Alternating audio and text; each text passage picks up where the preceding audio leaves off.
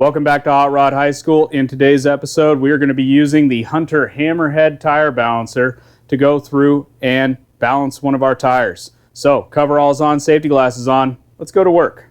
So we have several different size alignment cones here. So we got to find the right one that fits in perfectly to this ring. Obviously, far too small. So we'll go to the next size up. These alignment cones are double-sided. So we got a smaller cone on one half, a bigger one on the other, and we can check both sides. Obviously, still too small. Get over to this one, and that fits good. This one goes all the way through, and it kind of rattles around in there, showing us that this is the correct side in order to center up our tire. So whichever side fits up the best, we're going to take that side, put it onto the spindle with the side that fits up best pointing outward.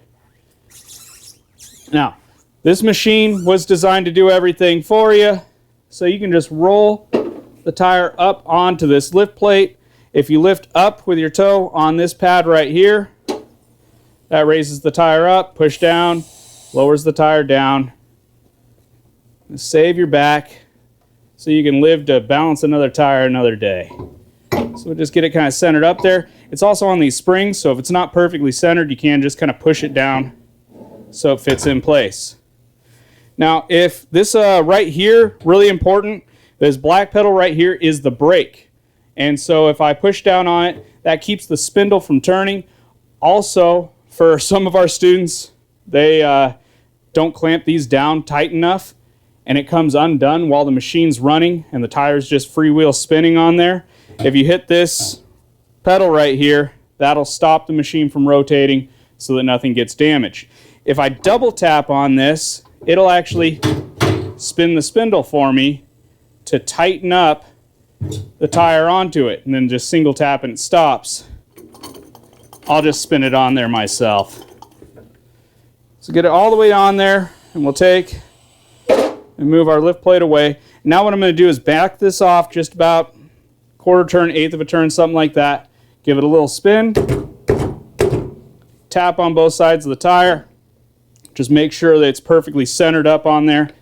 And now I'm going to kind of just put my body against the tire so it can't rotate, and give that a good bit of torque so the tire won't want to come off while it's spinning, while it's getting balanced. Make sure when you're taking a look at a regular tire, if you look at like the maximum inflation pressure, that's just how much air the tire can hold, not necessarily how much air it should hold for the vehicle you're working with. Look at the inflation sticker on the inside door to figure out what your tire information, what size the tire should be, how much each tire should be inflated to. This one, being a compact spare, needs to be inflated to 60 psi. So, set the vehicle manufacturer cold tire pressure to. Move that up here to 60.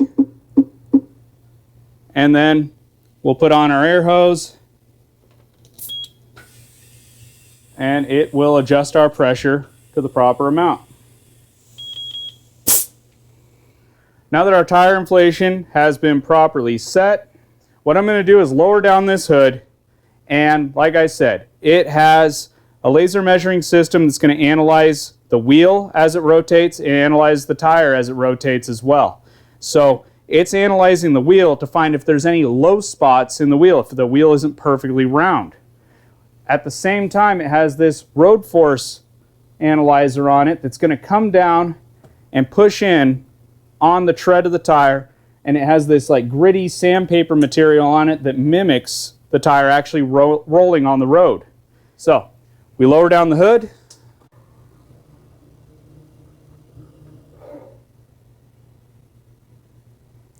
So it spins up first, and the road force arm comes down, puts that pressure against the tire. It's going to tell us how much weight we need to balance the tire, and also if there's any imperfections in the tire. And it actually does say assembly limits exceed that, and it cannot be fixed by force matching. To tell the absolute truth, if we're going to be real and honest here, it's a spare tire. I'm not going to sit down and even try to force match it anyway, but it also says that the limits are exceeded. I'm just going to hit cancel and move on here. So this laser light here is pointing to where the weights need to be added. If I toggle onto the other side, it would rotate the tire around for me, so the laser was shown on where a weight needed to be on this side. But because it only requires one weight right here, it's not going to toggle over for me. So I'm going to take my wheel weight, and in this little center portion of my wheel weight, I'm going to get that to line up perfectly,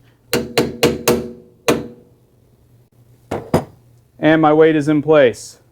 Close the hood again, and it's going to be a check spin, so the road force isn't going to come down. It's not going to do all that again. It's just going to check and see, is the tire balanced? And it gives me that green okay on both sides. Hey, we're good to go. So now this tire can be removed from the machine.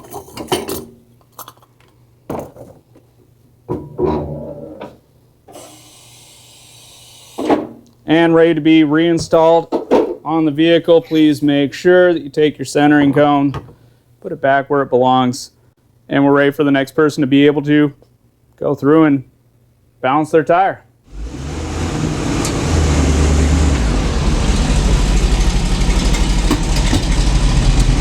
Thanks for watching another episode of Hot Rod High School.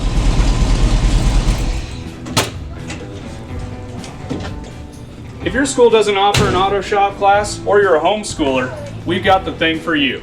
That's right, introducing our first ever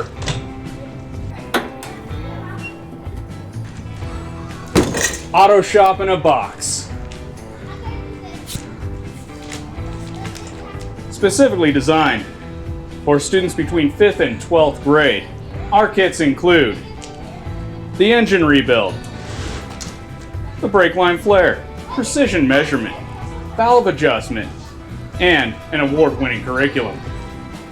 Click the link in the description below to learn more on our website and purchase your kit today, which will be shipped directly to your home. But don't worry, it's not coming in this thing. You can like and subscribe if you want to. It doesn't make a difference to me.